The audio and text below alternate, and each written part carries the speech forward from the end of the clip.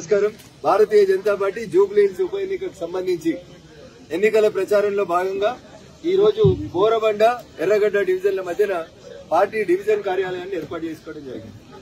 Jubilee hills ఉప ఎన్నికల్లో గెలిపే లక్ష్యంగా భారతీయ జనతా పార్టీ శ్రేణులు రాష్ట్రం నలుమూలల నుంచి చీమల దండులాగా కదిలొచ్చి అధికారంలోకి వచ్చి 22 నెలల నుంచి ఇచ్చిన హామీలు నెరవేర్చని కాంగ్రెస్ పార్టీని కబరస్థాన్కు పంపేందుకు ఇక్కడ ఈ పోరాటం జరగబోతా ఉంది. ఈ పోరాటంలో బరాబరి భారతీయ జనతా పార్టీ గీత గీసి బరి గీసి కొట్లాడుతుంది. గెలిచేది భారతీయ జనతా పార్టీ కమలం గుర్తు. టీఆర్ఎస్ పార్టీ 10 సంవత్సరాల అధికారంలో ఉన్నటువంటి వారి ఎమ్మెల్యే గారు, దివంగత ఎమ్మెల్యే గారు, ఏ బస్తీ రూపురేఖల్ని మార్చినటువంటి ఎమ్మెల్యే గారు ఇలా సానుభూతి పేరిట వారి శ్రీమతిని పెట్టి రాజులు యువరాజులు ఆడేటువంటి కొత్త నాటకానికి జూబ్లీ హిల్స్ ప్రజలు గుణపాఠం చెప్పాలని నేను సవినయంగా వారికి అందరికీ కూడా విజ్ఞప్తి చేస్తాను. Thank you.